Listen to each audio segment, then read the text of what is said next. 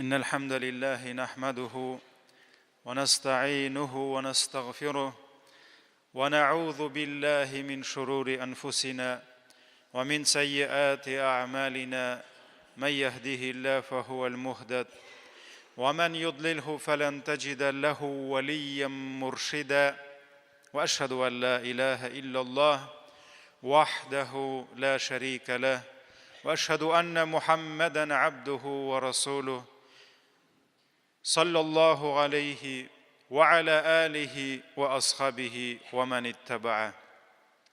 Barcha g'alamlarni yo'qdan bor qilib, bizlarni tarbiyalab, bizni o'zining cheksiz ne'matlarida yashatuvchi birdan bir Robbimiz, birdan bir ibodatga loyiq bo'lgan haq ilahimiz Alloh taolaga ming shukrlarimiz, maqtov va ulug'lovlarimiz bo'lsin. Yerlarga da, ko'klarga da Alloh taolaning rahmatin olib kelgan, bizning uchun o'zimizdan da, ati-anilarimizdan da, bola anoqlarimizdan da qadrliroq ham suyukliroq bo'lgan payg'ambarimizga ko'ngil turlarimizdan chiqqan duolarimiz Alloh taolaning salami ham salavati bo'lsin. Aziz qardoshlarım, eng ilk o'zimni, ondan sizni taqvolikqa chaqiram. Taqvolik Alloh taolaning amrlarini o'tab, onun haramlarından tıyılıp, o'zingni Allah'ının aşuğundan ham g'azabından saqlav. Allah'ının rizalığın izlav. Taqvolik dünyada imin turmushqa, ahirette Allah'ның rahmetine erişip, мәңгілік жәннәтләргә кіругә иң улуг сәбәпләрнең берсе булып тора. Әлхамдулилlah, Аллаһ Тәгалә безләрне юктан бар кылды.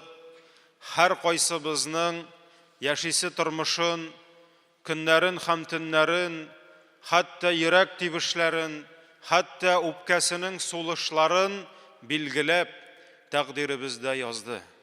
Аллаһ Тәгалә һәр бер җан иясенең күпме сулар ишәсен, күпме һава сулап, күпме ризык ашыйсын билгеләде. Һәм Кур'ани Кәримдә وَفِي السَّمَاءِ رِزْقُكُمْ وَمَا تُوعَدُونَ күктәдер сезнең ашаган ризыгыгыз һәм сезгә вәгъдә ителгән кыямәтнең вакыты диде. Дөньяның бетәсе көненең вакыты диде. Шулай итеп, Раббыбыз Аллаһ ризыгыбызны кайгыртып, һәр кемгә бүлеп куйды. Ана карынындагы яралгы аның янына 4 айда 10 көн җиткәч, Аллаһының әмре белән фәрештә килә. Һәм ул үзе белән шушы яралгы ит кисәгенә җан алып килә. Һәм ул шушы мизгелдән тулы хукуклы кешегә әйләнә. Һәм шушы фәрештә Аллаһының әмре белән 4 нәрсә алып килә. Абдулла ибн Мас'уд радиллаһу анһу тапшырган хадистә сөйкле пәйгамбәребез әйтте: соңыннан Аллаһ шушы яралгыга үзенең фәрештәсен җибәрер һәм 4 нәрсәне әмер итер. Аның кыласы гамәлен, аның үләсе әҗәлен, аның ашыйсы ризыгын һәм яки бәхетле, яки бәхетсез булуын диде. Шулай итеп, Адәм баласы әле дөньяга тумаган, инде аның шушы гомере дәврендә соңгы сулышына кадәр ничә йотым су, ничә лыкма ризык кабасы билгеләнгән һәм ул гына түгел, әле Адәм баласы тумаган, инде аның үләсе мизгеле минутына, секундына хәтле язылып куелган. Әйе җәмәгать, Аллаһ ризыкларны бүлүче. Аллаһ безләрне шушы ризыкларда яшатучы. Әлбәттә, Аллаһ Тәгалә язган ризык килми калмый. Язылмаган ризык күпме генә эзләсәң дә, ул синең карыныңа керми, үтми. Шулай да, бу нәрсәләрне белсәк тә, ризык мәсьәләсе һәр беребезне борчып тора. Карагыз, нинди салкын көннәр торса да, иртә белән әти-әниләр ризык эзләү өчен кем заводка китте, кем базарга чыгып китте, укытучы укытырга китте, табиб даваларга китте. Һәр берсе шушы Аллаһ язган ризыгын эзли. Кайбер кешегә мондый салкын гына җитми, ул ярак Сибирләргә барып, шунда үзенең ризыгын эзләп кайта. Кемдер ярак чүлләргә китә, кемдер диңгез, океан төпләренә төшеп, үзенең шундагы ризыгын эзли. Кешеләрнең бик күп кайгылары, үзара гәп корулары, сөйләшүләре, аралашулары да шушы ризык мәсьәләсендә. Бер урынга җыелсак, кемнең, кайсы сәүдәгәрнең сәүдәсе күпме китерә, кайсы кешенең эш хакы ничә, әби бабайның пенсиясе күпме, күп вакытта шушы нәрсәләрне сөйләшәбез. Әлбәттә, җәмәгать, керемең күбрәк булса, күңелең дә тынычрак булыр. Тормышың да гөрләбрәк барыр, көйлерәк булыр кебек тоела.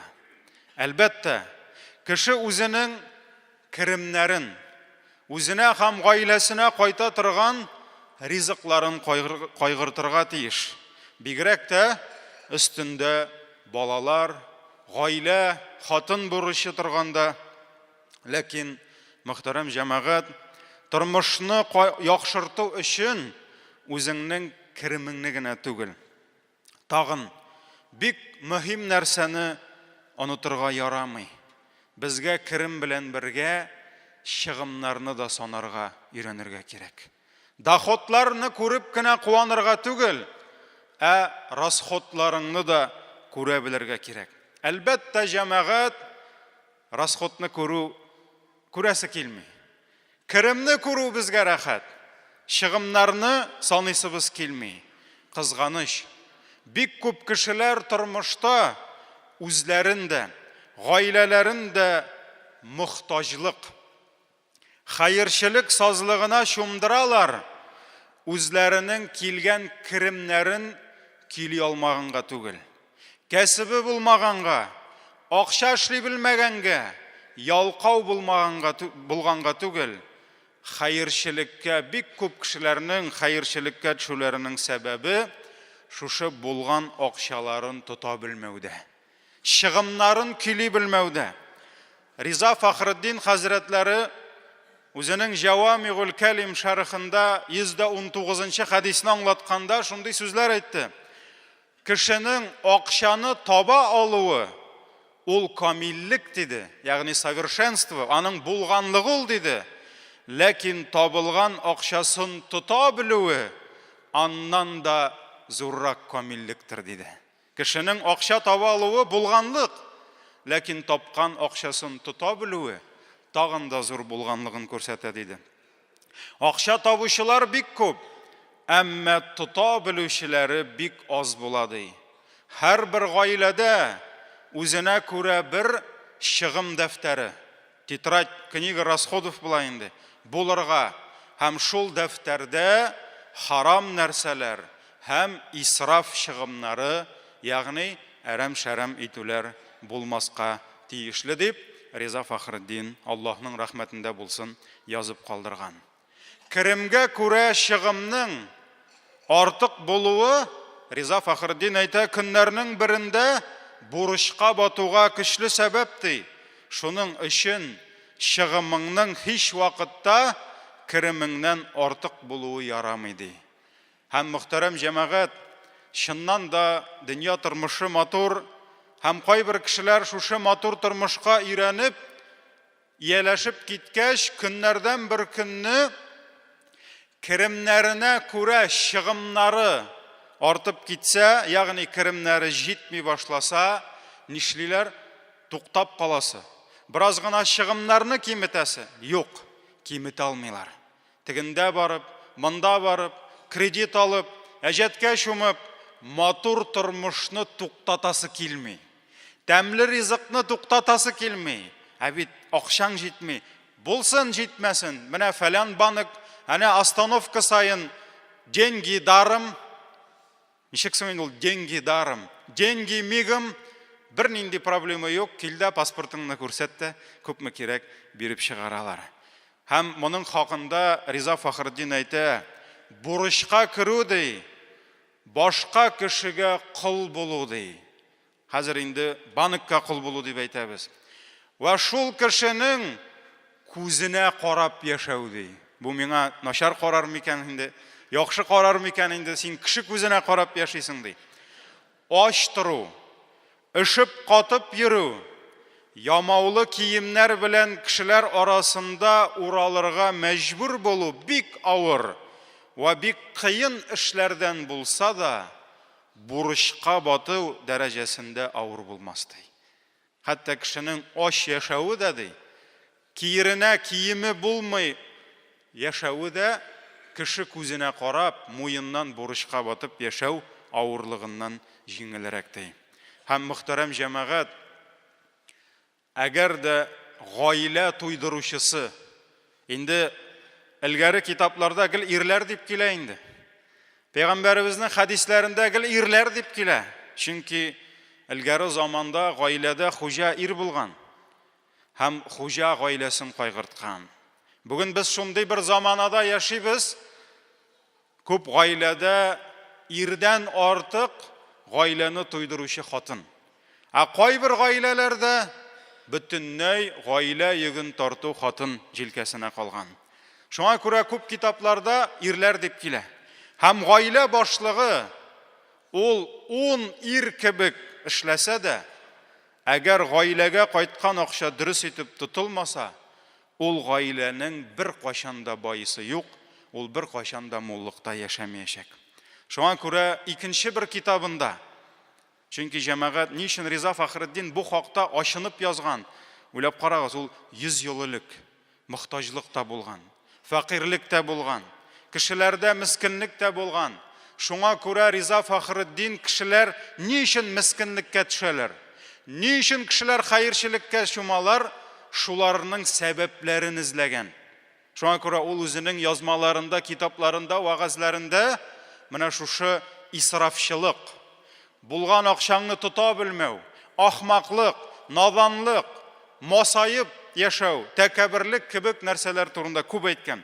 Һәм үзенең гаилә китабында ул, мөхтәрәм җәмәгать, бик менә шушы гаиләнең экономикасы турында бик хикмәтле сүзләр әйтә. Улактан аккан су ди, илекне тутырмас ди.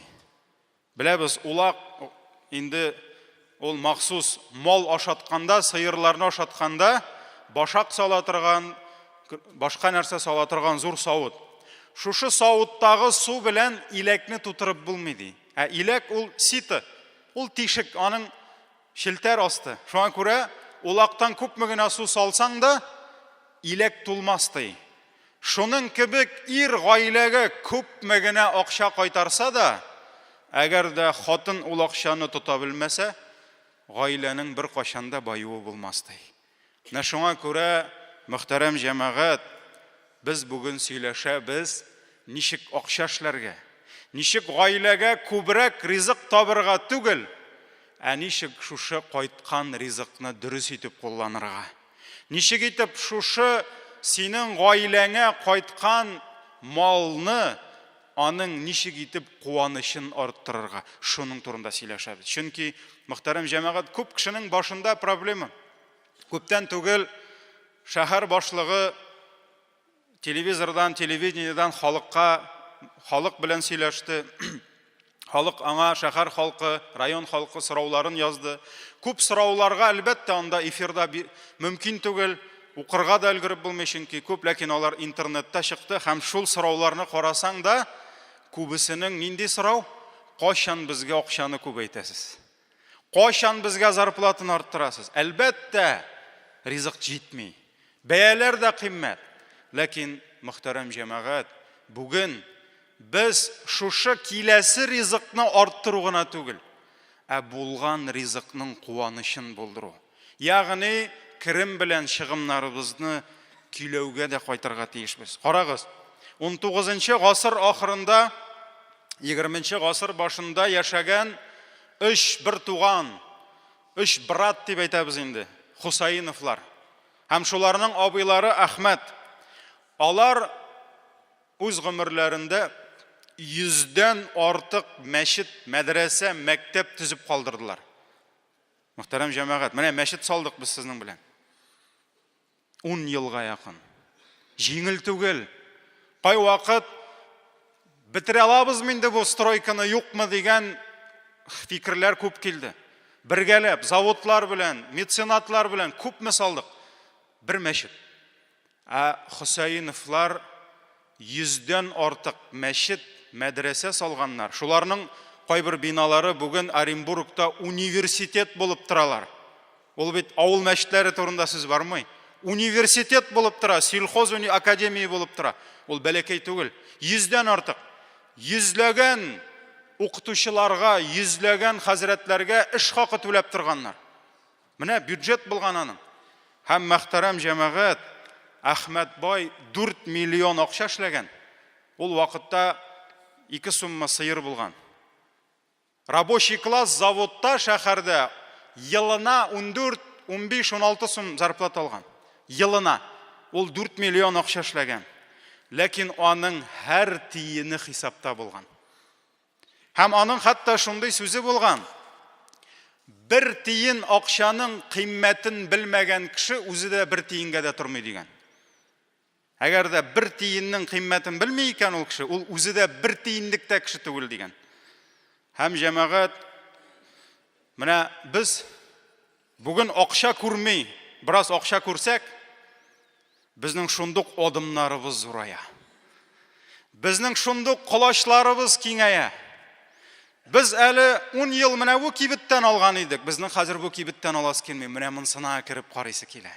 Без шушындый атта йөргәник, без сында йөрисе килми, менә монсында йөрисе килә. Мөхтәрәм җәмәгать, кай вакыт кесәбезгә 3 тиен акча керсә, без тизрәк кыйммәтле атларга атланырга ашыгабыз. Тизрәк затлы кибетләргә, кыйммәтле кешеләр рестораннарга чабалар. Хәтта җәмәгать, татарда шундый әйтем бар. Ул бик нык туры килә, бераз тупас булса да әйтәм, ыштансыз күткә кайыш булган диләр. Аның менә штаны юк, ләкин ул яхшы затлы кайыш булып куйган. Аның күлмәге юк, шундый матур галстук таккан. Менә шуңа күрә җәмәгать, бүген татарлар арасында Әхмәт бай кебек 100дән артык мәчет, мәдрәсә, университет, йөзләгән укытучыларга айлык эш хакы түләп торган, хәтта Мәккәгә, Мәдинәнең фәкыйрьләренә акча җибәргән. Шуларны ашатыгыз инде дип. Королевство хәзерге Саудовская Аравия, менә шунда җибәргән. Ул вакытта инде Саудовская Аравия хәзерге кебек бай булмагандыр. Менә шул кеше кебек бер татарны күрсәтегез әле хәзер. Юк. Бер шундый купец первой гильдии булган. Бер кешесен күрсәтә алмыйбыз. Ләкин җәмәгать бүген бераз гына акча керсә, милләттәшләребез үзләре өчен, кием салымы өчен дә, үзенең утырып йөргән атын яңарту өчен дә, чит илдә ял итү өчен дә бер нәрсәсен дә кызганмый. Кызганмый, чөнки ул бит мин эшләдем ди, минем үзем өчен ди.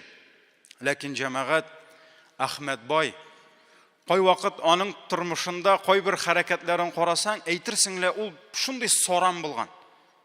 Әйтерсең дә ул теге күркүл диләр бит, менә шул кадәр саран булган. Икенче яктан карасаң, 100дән артык мәчет, йөзләгән кешегә эш хакы, гаиләләрен тоткан. Пароходта йөргәндә, элек бит пароход белән йөргәннәр. Казан, Уфа, башка шәһәрләргә, чөнки нәрсә? Булмаган, юллар булмаган, шуңа күрә пароходта йөргәндә акчалары булган кешеләр ресторанда ашаганнар. Ләкин Әхмәт бай аны бер кайчан да ресторанда күрмәгәннәр. Ул үзенең ди төенчеген чыгара иде ди, шушы утырган урындыгында ачып ди, шул төенчегендәге ризыкларын ашый иде ди. Карагыз, нинди тыйнак булган. Нинди юмарт булган, нинди бай булган. Хәтта Берлинда, хәтта Германиядә немецлар арасына барып кибетләрен ачкан, ләкин нинди тыйнак тормыш алып барган. Һәм бәлки Аллаһ Тәгалә шуңа да аңа нинди бәрәкәт, нинди байлык биргәндер. Әлбәттә җәмәгать.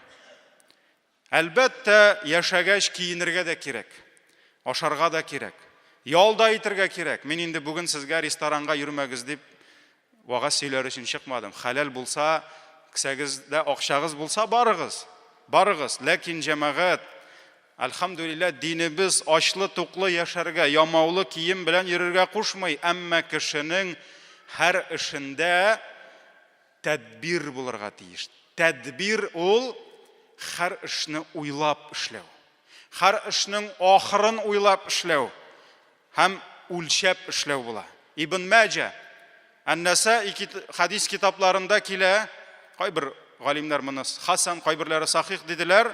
Пәйгамбәрбез галейһиссалату вассалам әйтте: "Кулу вашрабу", ашагыз ди. Ашагыз, ашсыгыз киләме? Ашагыз. Эшегез. Аллаһ Тәгалә шуның өчен биргән. "Ва тасаддaqu", садакагызны бирегез. "Валбасу", киенегез ди. Шәрә йөрегез дими. Карагыз, салкын, калынрак киенәбез. Кием җылы булсын дибез. Ислам моны тыймый. "Мәлам юхалитху исрафун ау махила". Ләкин сезнең менә шушы ашавыгыз, эчүегез, садака бирү, хәтта киенүегез сезнең исрафка кертергә тиеш түгел, һәм тәкәбберлек, масаю, гыҗипләнүгә китерергә тиеш түгел. Безнең ашаган ризыгыбыз, безнең кигән киемебез, безнең атланып йөргән атыбыз исрафка кертмәсен. Кирәкмәгән чыгым, әрәм-шәрәм итүгә кертмәсен, һәм башкалардан үзеңне өстен санап, тәкәбберләнеп, масайып йөрүгә кертмәсен.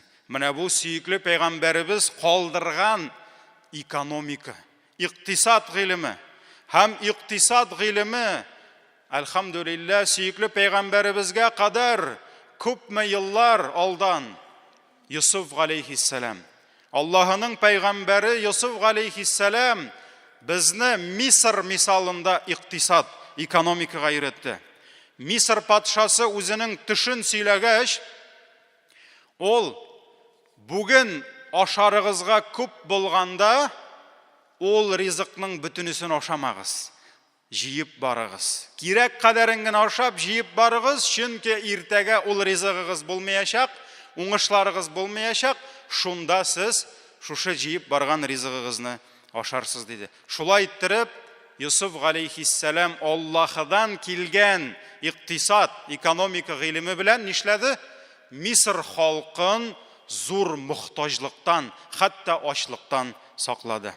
7 арык сыер, 7 симез сыерны ашады. 7 яшел башак белән 7 кыры башакны күрде. Юсуф галейһиссалам әйтте: 7 ел мул иген игәрсез диде. Шушы 7 ел алган уңышның, уражайның бер өлешен генә ашап, калганын туздырмагыз, башагында калдырыгыз, саклагыз диде. Аннарысын, ни өчен? Аннарысын 7 авыр ел киләчәк диде. 7 симез сыердан соң 7 арык сыер килеп, теге 7 сыерны ашаячак. Ягъни 7 ел буе җыеп барган ашлыкны шушы 7 ел кырылык вакытында ашарсыз диде. Бу Кур'ани Кәримдә, Юсуф сүрәсендә 47-48 аятларда килә.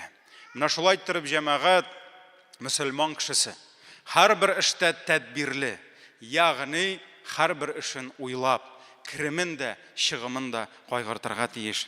Һәм мөхтәрәм җәмәгать, иктисад белеме, тормыш чыгымнарын киремгә карап көйләү, ягъни халыкта әйткәнчә, юрганыңа карап аягыңны сузу. Әгәр дә мин һәрберебезне шуңа чакырам икән, әлбәттә мин сезгә иртәгәсе ризыгыбыз Аллаһ кулында түгел дип әйтмим. Иртәгәсе көнебез Аллаһ кулында. Бүгенгесе көнебездә ризыгыбыз Аллаһ кулында. Без моңа нык ышанабыз. Һәм мин әйтмим, бүген килгән дөньяны бар икән кымсызларча җыеп калыгыз. Сарам булыгыз, таратмагыз. Тиешле урыннарга өлеш чыгармагыз дип аңлый күрмәгез. Мөселман кешесе үзенең тормыш чыгымнарын Аллаһы Тәгалә өйрәткән гаделлек үлчәүенә салырга һәм билгеле бер тәртипкә салырга тиеш. Аллаһ Тәгалә Кур'ани Кәримдә әйтте: "Ва ла таҗ'ал ядака магълулатан ила унуқик". Кулларыңны ди бугазыңа яткырып тотма ди. Муеныңа салып тотма ди. Бирмим, бер нәрсә дә юк сезгә дип. Юк ди. Кулларыңны алайттырып муеныңа куйдыртма ди. Вала табсутха куллал баст. Һәм шулай ук кулларыңны муеныңа куеп тормаган кебек, кулларыңны җәеп тә бетермә ди. Бөтенләй җәеп тә бетермәде. Ягъни Аллаһ Тәгалә әйтә, саран да булмады. Ләкин безнеңчә әйткәндә ыштансыз да булмады. Таратып та бетермәде. Чөнки нәрсә? Фатaq'уда малуман махсура. Әгәр дә уйламыйча малыңны артык юмартланып таратып бетерсәң, нәрсә? Син ди, бөтен кеше сине сүгәчәк ди, һәм син хәсрәттә утырып калачаксың ди. Чөнки бер нәрсәсез калачаксың. Таратып бетерәсең, кайтасың, хатының бит. Әйтә алмыйсың, хатын бүген сиңа ашарга юк инде. Балалар сезгә бу ел ашарга юк инде, мин садака таратып бетердем ди. Шуңа күрә Аллаһ нәрсә ди? Хәсрәттә утырып калачаксыз ди. Саран да булмагыз, ләкин исрафта итмәгез ди. Инна раббака ябсутур ризqa лиман яшау ва якдир. Дөреслекдә Аллаһ теләгән бәндәсенең ризыгын киң кыла, теләгәненекен тарайта. Һәм мөхтәрәм җәмәгать, Абу Хурайра радиллаһу анху тапшырган бер хадис, сөйкле пәйгамбәребезнең бер сөйләгән кыйссасы, бу Сахих Муслим да килә. Менә бу хадистә безгә мул һәм бай яшәр өчен менә шушы гаделлек үлчәвен күрсәтә. Бер вакыт сөйкле пәйгамбәребез әйтә, бер кеше шул буйлап барганда кинәт һавадагы болыттан бер тавыш ишетә ди. Ул тавыш фәләннең бакчасына су сип, яңгыр яудыр дип әйтә ди. Шуннан соң бу сәфәр кылучы карый, бер төркем болытлар барган җирләреннән туктап икенче җиргә китәләр. Һәм бер ташлы урынга килеп, шул урынга мул яңгыр итеп явалар. Шуннан соң сөйкле пәйгамбәребез әйтә, шушы урында су җыелды ди. Су бит ул бер урында тормый. Һәм бер тарафка таба агып китте ди. Шуннан соң бу кеше бу тавышны ишетте, болытларны күрде, яңгырны күрде, гаҗәпләнеп, аптырап теге агым артыннан китә. Кая бара микән бу су? Су буйлап барганда күрә, тегендә бакчасы янында бер кеше басып тора. Һәм килгән суны күрәге беләнме, кулы беләнме кирәк җиргә борып тора. Бакчасында монда, монсына. Шуннан соң бу килә дә, синең исемең ничек ди? Минем исемем фәлән ди. Инде хадистә килми исеме, Аллаһу алем. Минем исемем фәлән ди. Шуннан соң, бу шул исем бит ди. Шуннан соң бу кеше сорый, нигә кирәк булды сиңа әле сиңа минем исемем ди. Шуннан соң ул әйтә, менә мин ди бая гаҗәеп хәлдә калдым ди. Теге башта басып торганда болыттан бер тавыш ишеттем ди. Фәләннең бакчасына барып яңгыр яудырыгыз дип әйтте ди. Шуннан соң болытлар су яудырып ди, синең бакчаңа су килде ди. Мин шуңа гаҗәпләндем ди. Син нинди кешесең ди? Нигә сиңа шулай Аллаһның рәхмәте белән сулар килде ди. Шуннан соң бу кеше әйтә, әгәр сиңа бик кызык булса инде, мин сиңа моның серен әйтәм ди. Миңа ди Аллаһ Тәгалә ди, шушы бакчамда нинди генә сулар биреп, нинди генә уңыш бирсә дә, мин уңышымны 3кә бүләм ди. 3тән бер өлешен фақир мискиннәргә таратам ди. Икенче өлешен үземә, гаиләмә алып кайтам ди. Карагыз, таратып бетерәм дими. Үземә һәм гаиләмә алып кайтам ди. Калган өлешен урында калдырам ди. Ягъни орлыккамы, нигәме? Менә шулай иттереп, мөхтәрәм җәмәгать, бу Сахих Муслимда килә, бу хадистә безгә һәр нәрсәдә иктисад булырга тиеш. Керемең дә, чыгымың да тәртип белән булырга тиеш. Шул вакытта гына Аллаһның бәрәкәте була. Шул вакытта гына булган, тапкан малыбыз, ризыгыбыз безгә куаныч китерә. Раббим безгә хәерле, бәрәкәтле ризыклар бирсен. Шушы ризыкларның, тапкан малларыбызның куанычын, шатлыгын күреп яшәүләрне насыйп итсен. Астагфируллаһ.